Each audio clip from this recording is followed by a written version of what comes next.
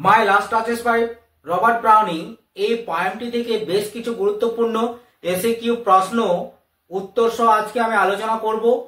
তোমরা যারা ক্লাস 11 পড়ো, যারা দ্বিতীয় সেমিস্টারে পরীক্ষা দেবে, তাদের জন্য এই ভিডিওটা একটা গুরুত্বপূর্ণ ভিডিও হতে চলেছে। এই ভিডিওর মাধ্যমে আজকে যে এসএকিউ প্রশ্নের উত্তরগুলো আলোচনা করা হবে, এগুলো তোমাদের দ্বিতীয় সেমিস্টারের পরীক্ষার জন্য খুবই গুরুত্বপূর্ণ।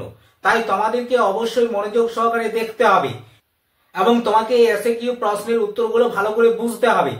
তুমি যদি একবার এই ভিডিওটা দেখো, তাহলে অতি সহজেই তুমি এসএকিউ প্রশ্নের উত্তর লিখতে পারবে। এর আগের ভিডিওগুলোতে আমি My last touches by Robert Browning এই যে পয়েমটি, এই পয়েমটির লাইন ধরে ধরে বাংলা অর্থ খুব সহজ সরল ভাষায় বুঝিয়ে দিয়েছি। তোমরা যদি ওই ভিডিওটা না দেখে থাকো, তাহলে দেখো ডেসক্রিপশনে লিংক দেওয়া রয়েছে, ওই লিংকে গিয়ে তোমরা ভিডিওটা আগে দেখে নাও। তাহলে তোমরা এখান থেকে যে এসএকিউ প্রশ্নের উত্তরগুলো আজকে আমি আলোচনা করব, তোমরা অতি সহজেই বুঝতে পারবে। আর যদি তোমাদের ওই বিষয়টি পড়া থাকে, তাহলে তোমরা অবশ্যই এই ভিডিওটা দেখো, তুমি অবশ্যই নিজে থেকেই এসএকিউ প্রশ্নের উত্তর লিখতে পারবে। তোমাদের এই পয়েন্টটি থেকে যে গুরুত্বপূর্ণ এসএকিউ প্রশ্নগুলো রয়েছে, সেই এসএকিউ প্রশ্নগুলো তোমরা আইডেন্টিফাই করতে পারবে। আর তুমি যদি আইডেন্টিফাই করতে পারো গুরুত্বপূর্ণ এসএকিউ প্রশ্নগুলো, তাহলে তুমি অবশ্যই দ্বিতীয় সেমিস্টারে একটা ভালো নাম্বার করতে পারবে।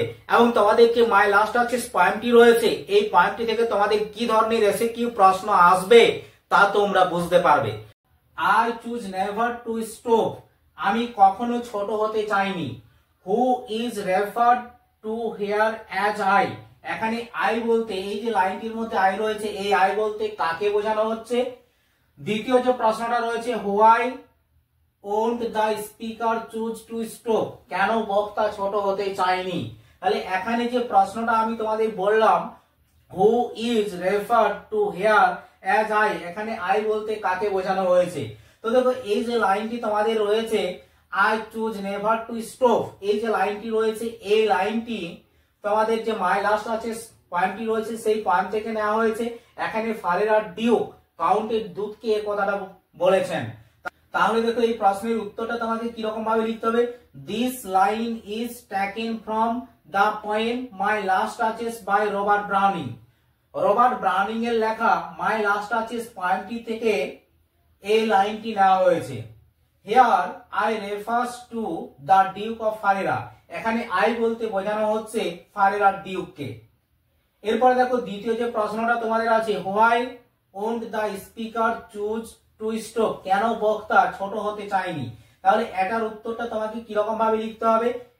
দ্য স্পিকার, দ্য ডিউক, বক্তা duke, would not choose to stop, ছোট হতে চায়নি, because of his social status and family pride, তার যে একটা সামাজিক মর্যাদা রয়েছে, তার যে একটা পরিবারের গর্ব রয়েছে, সেই কারণে সে কারো কাছে ছোট হতে চায়নি।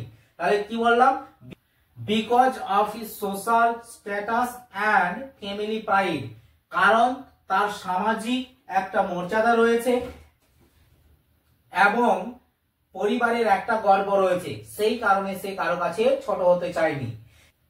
হি কনসিডার, তিনি মনে করেছেন, তিনি মনে করেছেন রেকটিফাইং দ্য ডাচেস, রেকটিফাইং মানে হচ্ছে সংশোধন করা, ডাচেসকে সংশোধন করা, বিলো হিজ র্যাঙ্ক, তার পদমর্যাদায় আঘাত করা, সেই কারণে হয়তো তিনি ডাচেসকে সংশোধন করেননি। আর সেই কারণে তিনি বলেছেন যে আমি কারো কাছে ছোট হতে চাইনি। এরপর দেখো পরের প্রশ্নটি, সি থ্যাঙ্ক ম্যান গুড, সে পুরুষদেরকে ধন্যবাদ জানাতো ভালোভাবে। হু থ্যাঙ্ক ম্যান, কে পুরুষদেরকে ধন্যবাদ জানাতো। হাউ মাচ গুড ওয়াজ ইট, এটা কতটা পরিমাণে ভালো ছিল।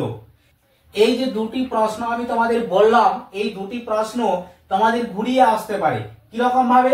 না, how did the speaker look upon, বক্তা কিভাবে দেখতেন her way of thanking man, পুরুষদেরকে ধন্যবাদ জানানোর পথটিকে।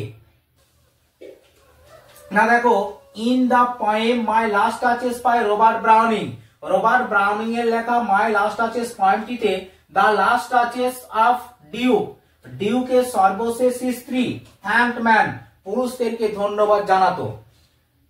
এরপরে দেখো পরের যে প্রশ্নটা রয়েছে, হাউ মাচ গুড ওয়াজ ইট, এটা কতটা পরিমাণে ভালো ছিল, অথবা how did the speaker look আপন হার ওয়ে অফ থ্যাঙ্কিং ম্যান, পুরুষদেরকে ধন্যবাদ জানানোর তার পথটিকে বক্তা কিরকম ভাবে দেখতেন।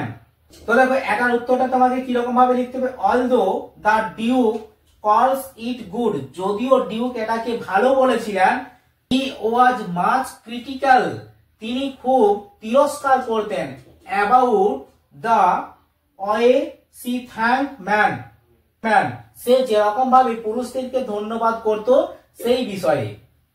ইট irritated him, এটা তাকে বিরক্ত করত, that she equated his 900 years old man, যে সে তার 900 বছরের একটা পারিবারিক যে ঐতিহ্য রয়েছে সেই ঐতিহ্যকে সমান করত উইথ এনি বডিজ গিফট, যে কোনো ব্যক্তির উপহারের সঙ্গে। তো ভিডিওটা আজকে এই পর্যন্তই। এর পরবর্তী ভিডিওতে আমি আরো বেশ কিছু গুরুত্বপূর্ণ এসএকিউ প্রশ্নের উত্তর নিয়ে আলোচনা করব। ততক্ষণ তোমরা আমার চ্যানেলটি সাবস্ক্রাইব করে অন নোটিফিকেশন অন করে দিন, যখন পরবর্তী ভিডিওগুলো আমি আপলোড দেব তখন তোমরা সবার আগে সেই ভিডিওগুলো পেয়ে যাবে এবং গুরুত্বপূর্ণ প্রশ্নের উত্তরগুলো তোমরা সবার আগে পেয়ে যাবে।